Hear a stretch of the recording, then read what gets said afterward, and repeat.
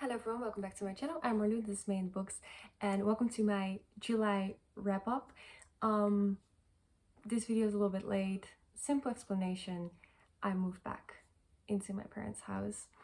That happened very recently, so my room is still a mess. Yeah, I'm okay, I'm adjusting, but yeah, videos have been kind of on a pause, and I'll try to make more videos soon. But yeah, today we're just gonna do the reading wrap up. I read 8 books in July, which is great. Considering the circumstances, it's a high number. Let's just start with the first book. I read Conversations with Friends by Sally Rooney. This is a book I had on my mind TBR for a very long time. I read Normal People. I kind of liked that one, but I hated the miscommunication, and it was very like literary fiction, which I now love, but back then I wasn't really into it because I was like, what is the plot? And I was disappointed by the ending because I love stories that aren't that sad. But overall, good book because I read the series. No, I watched the TV show and I loved that one. Again, it made me angry, but it was great. And then after reading that, I read Beautiful World, Where Are You? I couldn't stand that book. I really hated it. I thought it was very pretentious, like the long letters to each other, like the emails. Like, I disliked that one. But now I read Conversation with Friends. I gave it 3.75 stars. I really fucked with it. Like, really, it's about these two friends, and the one friend is the main character, and she and the other friend are friendly and couple, a married couple, a man and his wife, and the main character's friend is like flirting with the wife, and then our main character is kind of falling in love or like doing things with the husband, and it's like morally gray, of course, but throughout the story, I don't know, I really vibed with it. I really enjoyed it. I really enjoyed that she took I cannot find a word. She took something that's tricky and made it into something very like open-minded to read about, and I really appreciate that. It was not just like people hurting each other and cheating. It's so much more than that, so I really enjoyed it. Gave it 3.75 stars because I do really not like how Sally Rooney writes female characters in general. I just think that the people in her life, the women in her life, must be horrible, because she writes about women like she actually hates women, or they are like insufferable in every single book. So I really enjoyed the story and stuff like that, but I still don't like how every woman that isn't one of her books, like every book of her has like every female character is kind of like, why? And I think she doesn't need to do that. Women can be great. Let's write about that for once. But yeah, that was that one. And then I read Good Material by Dolly Alderton. This book, it's about a guy going through a breakup, and I went through with the books. But I read it before anything happened. But anyways, so yeah, I really love Dolly Alderton. She's one of my favorite authors, so I want to read everything she writes because I think she has a great voice. Again, very open-minded, very like finding the tricky areas in life and making like a good spin on it, which I really enjoy. But I gave 3.5 stars. I felt like there was something missing, and I think that comes from her writing from a male perspective. When I saw the reviews, everyone was hating on this man, and I'm not saying this is the best man I've ever like read from, but I sympathize with main characters most of the time. So like, I didn't hate him or anything, but I just think that this could have been better if it was a female perspective. And also, this book, I love it. It's good material because he's a comedian, and everything that happens in life is like material to be able to use that in your comedy, and that is a great setup. I love that. Like Baby Reindeer, right? It reminded me of that.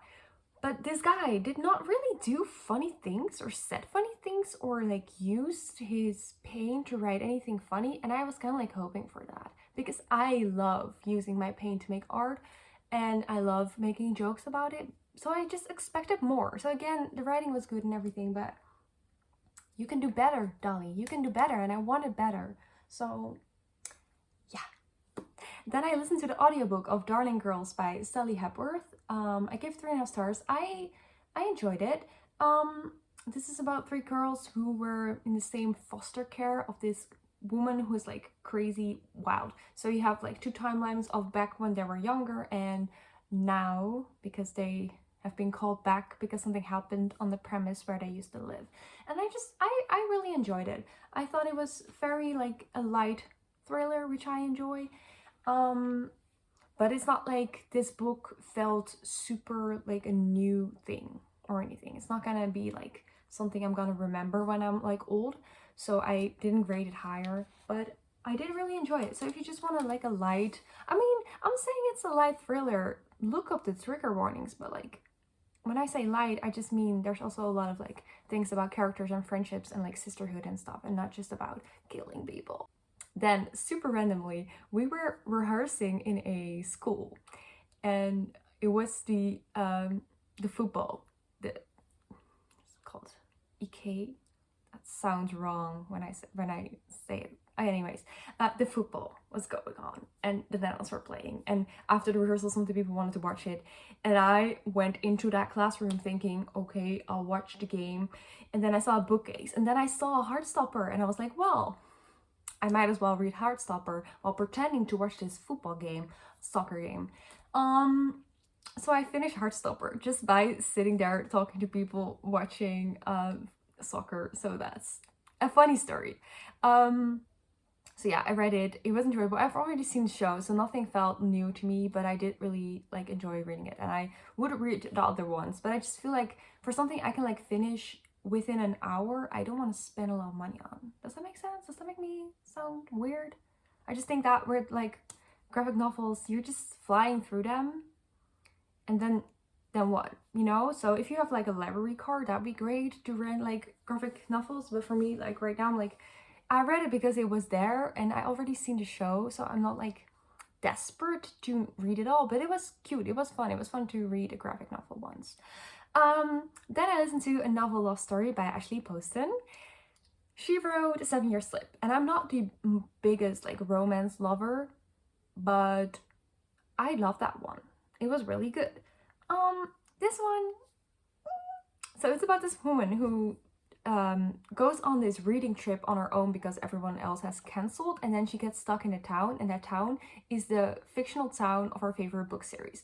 And in that town, she meets a bunch of people that are in the story, and then she meets a guy who's not in the story, and they're like, you know, romance.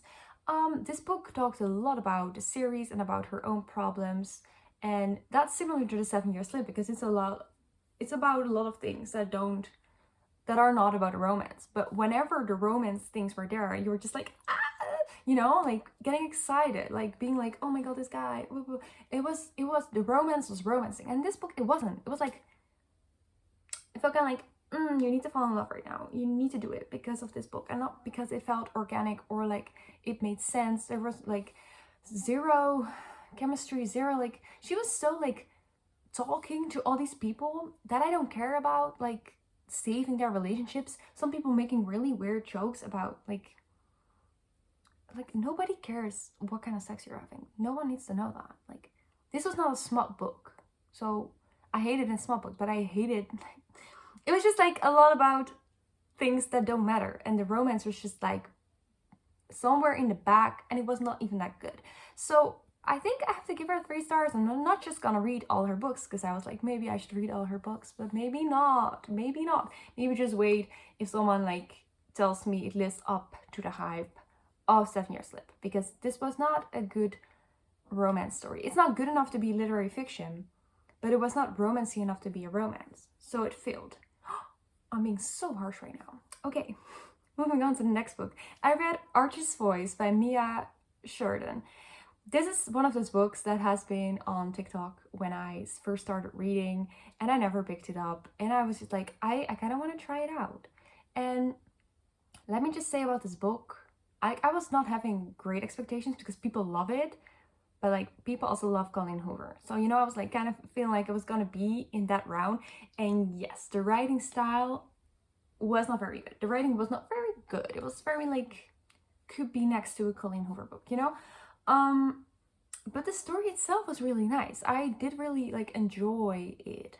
It's about this woman who moves to a town and there's this guy there and he doesn't speak, but because her dad is deaf, she knows sign language, so she starts communicating with him through sign language, and they get this friendship, they get this romance, and it's a nice story. It's a nice story.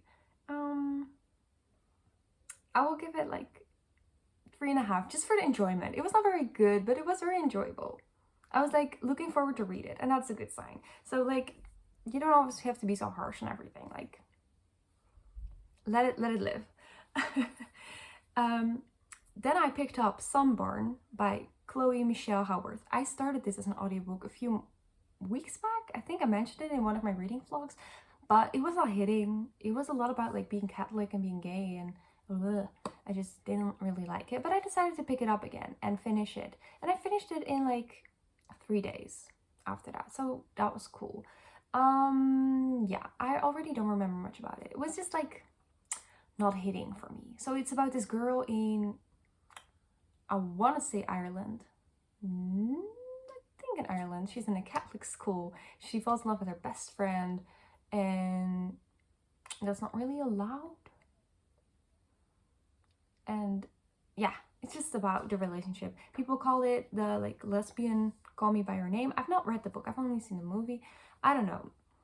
If you say that something reminds you of Call Me by Your Name, I'm expecting great summery, like, I'm expecting to be sucked into this place, like this great place of like summer and vibes.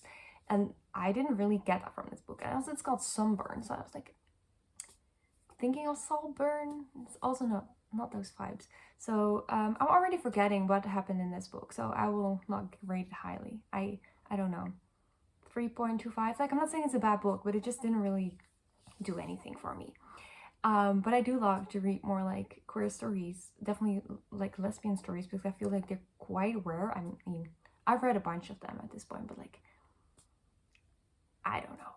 And then the last book I read this month is The Ministry of Time by Kaliane Bradley.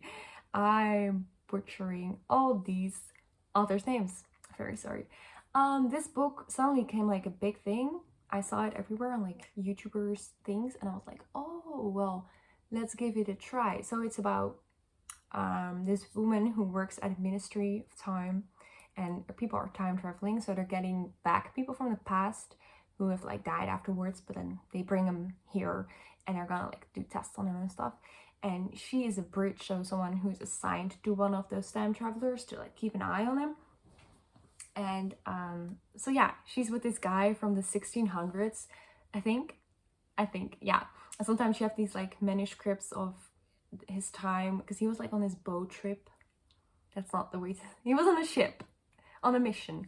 Anyways, so what I really liked about this book was the romance. Like, this guy is very old-fashioned because he's from the 1600s, and the things he says is like so nice, so good. But I don't know, I have very mixed feelings about this book, because at like the same time that I was really enjoying it, I also was kind of like bored with it, but I also was kind of like, I don't know, I've seen some reviews that this is stolen from like a German movie or something. I don't even know. I didn't check on it. You can research it if you want. But like, if it's stolen, then that's like really lame.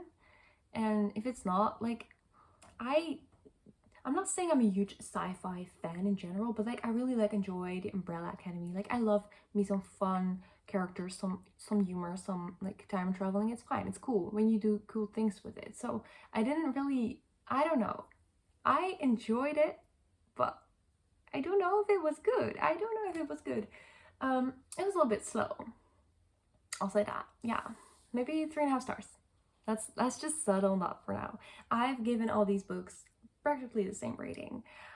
So boring. But yeah, I did a good job actually talking about the books today, so that's great. So those were the 8 books I read in July. My overall thoughts, I had some interesting books, like very like different types of topics. Some ones that really like touched me lyrically, not lyrically. Words have spoken to me. It has been great. So yeah, thank you so much for watching. If you would like to see more of me, I also have a other channel where I do creative stuff. It's called May Journals, and you can also follow me on Instagram or join my Patreon if you want to see more content and receive mail from me. Everything will be in the description. If you like this video, please leave a like, comment, and subscribe. It would mean a lot to me. Thank you so much for tuning in, and I would love to see you next time. Bye! I look at you and it's easy to see you are that someone I've been trying to meet.